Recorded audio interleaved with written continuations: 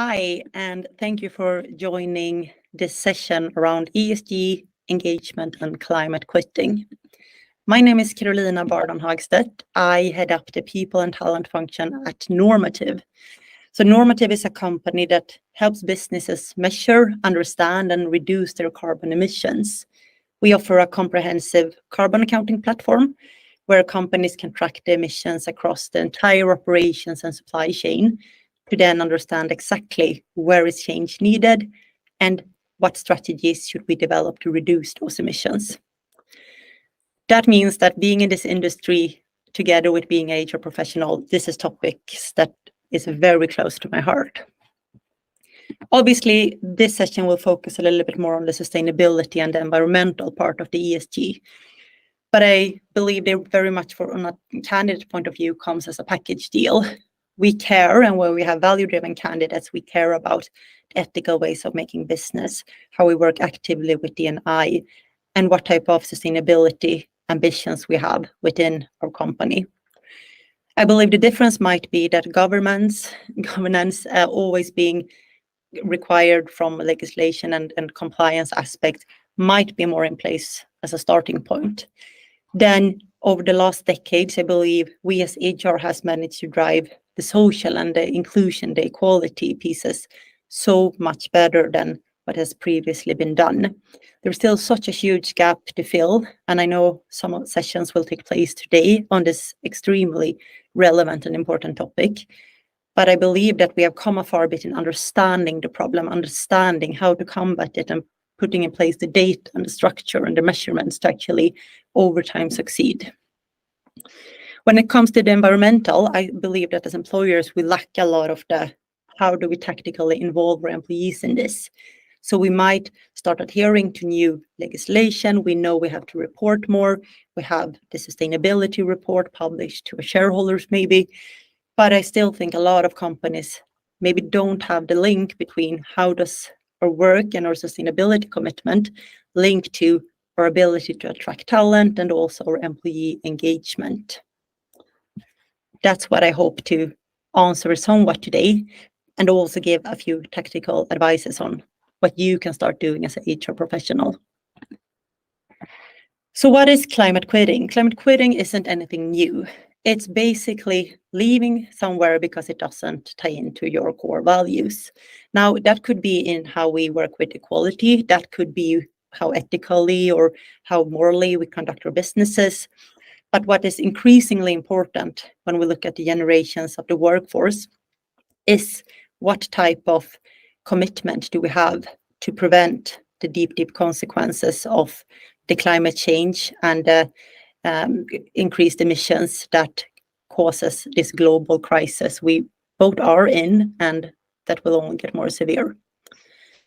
When we look at the workforce today,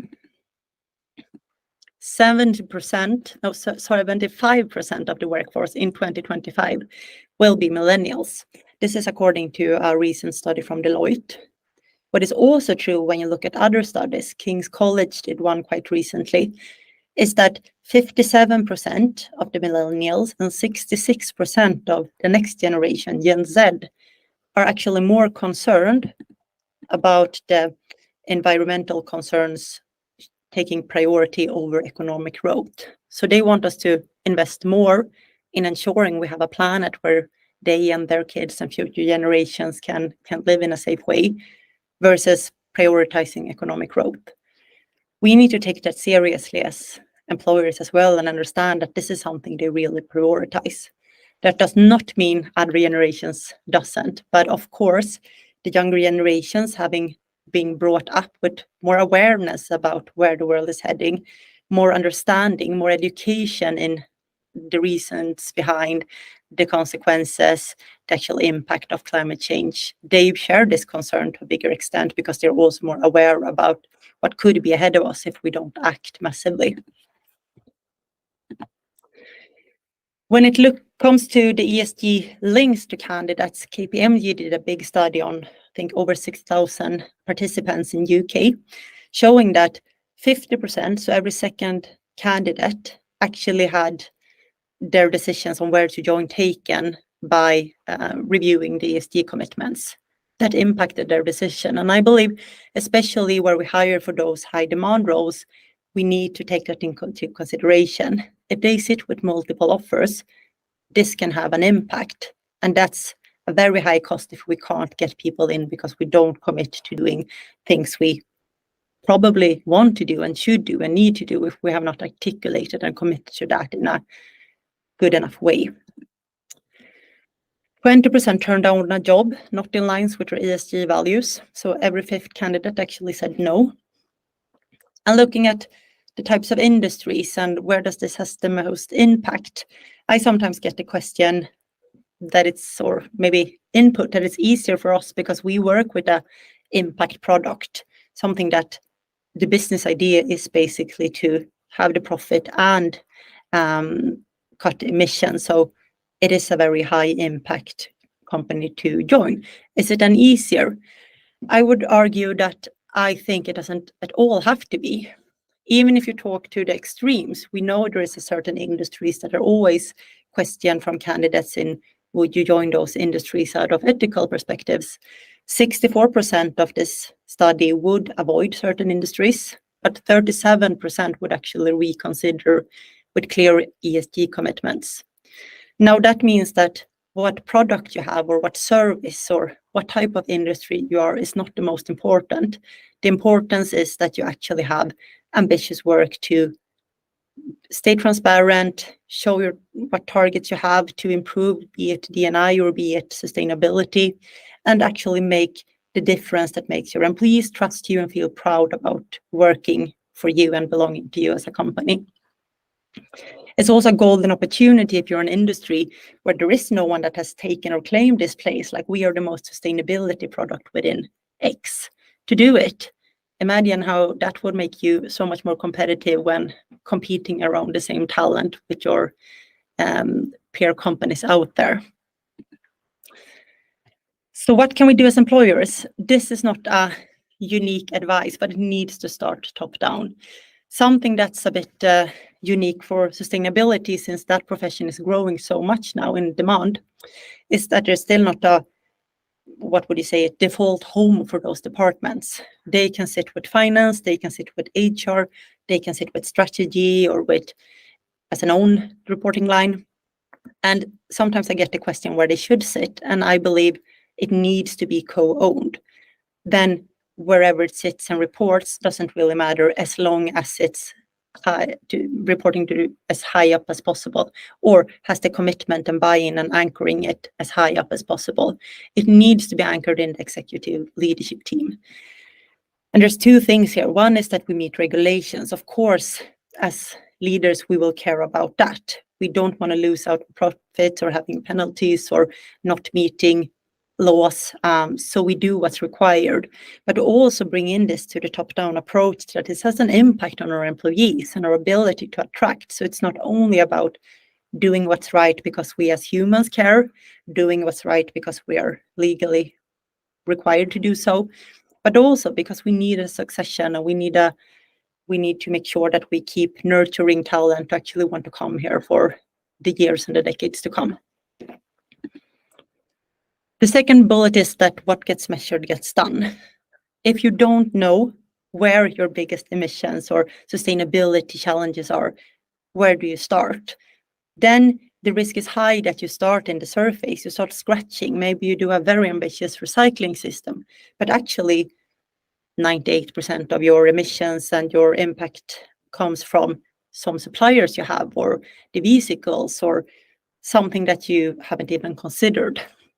When you look at emissions, 90% is normally within your scope 3. So your supply chain producers, the things that are not maybe within HR's controllables. Therefore, it's so important to understand what is our full impact and how can we make a commitment to actually do changes where it matters the most. Because then I very much believe that it's about involving your employees, because some changes might be unappreciated. What if you change your supplier to actually be replaced with someone that is not the preferred choice about employees? If they were to understand how much of a carbon saving that would mean, something would probably make it feel more relevant. Or if you have always gone abroad on a offsite, let's say you've done that for the last 6 years and this year you decide to stay home, do it locally, because when you count on it, the carbon outlet and the emissions it would cost to fly your full company versus going by train, it wouldn't be validated. It's not motivated. It's too big of a carbon cost. Only saying we're not going abroad this year will likely not be the way to motivate employees. But by starting top down and anchoring and showing like this is the data that made us take this decision, we want to invest in your future, in the future of future generations, and therefore we have taken those mindful decisions. That's how you build engagement, and also we know that for more than half of the workforce, this will really, really matter. Obviously, avoid greenwashing. I think this is also something that, just as with D&I, is so important to first have the metrics in place and know exactly where you're at before you start talking about selling yourself as the most climate friendly or sustainable company because you have a couple of initiatives might be true, but are you sure it's true when digging into the full data set? A great example when looking at D&I is whenever you see a talent dashboard or a website or career page where it's a very diverse mix of employees and you feel like this is really a diverse and inclusive workplace, just to come there and realize that it's 95% the same gender, age, ethnicity, socioeconomic background. Basically, what we try to sell is not what we will experience as employees, and that will be things that can cause things like climate quitting or similar. Same here. Don't oversell what you are doing if you're not sure about how the full picture looks. It's also true that the things that are controllables, if we can replace our benefits or do, secondhand furniture, so of course we should be proud over that. But we also need to take the main actions, which is rarely located in those things that are our direct emissions. If you remember, 90%, so biggest part of the iceberg is located where employees don't necessarily see it. But of course, this doesn't mean we should just not care about recycling. I believe it's super important to do everything that's within our control to actually start making the journey and slowly and steady getting into a new norm where sustainable commitment to sustainable choices is what's considered normal. That can be how you choose facilities. And again, it needs to be starting top down because it's not always an easy solution. We have a very rigid sustainability policy when we look for new offices, and that limits our options a lot. It also means that we might have to go for the not cheapest option. So what we have had to do is also to have how much more can we consider spending and how much more time can we give ourselves to find a facility or find solutions that are more sustainable, and actually also counting that trade-off cost in time and money because we believe this is so important to us. Business travel, but obviously also how we meet.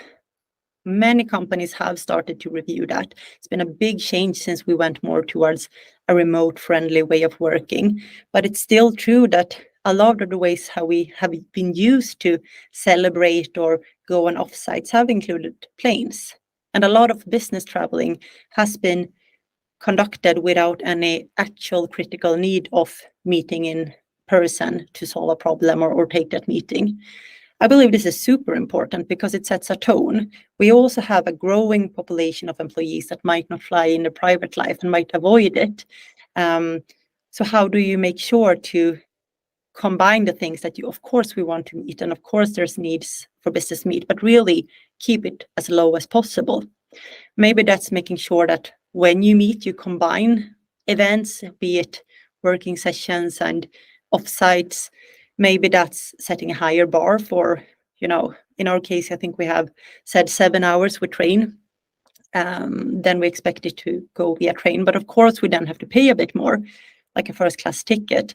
And that is necessarily and unfortunately not cheaper than flying. So it also comes with an additional cost.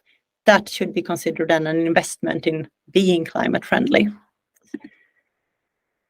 The benefits, obviously reviewing what types of benefits you offer. If it's merch, if it's summer presents, winter present, to start with, maybe offering to opt out. Many people nowadays have those, I don't prefer to buy new things. So maybe if they were at least given the opportunity to opt out or choose if they want a perk for Christmas, that would make them feel more comfortable.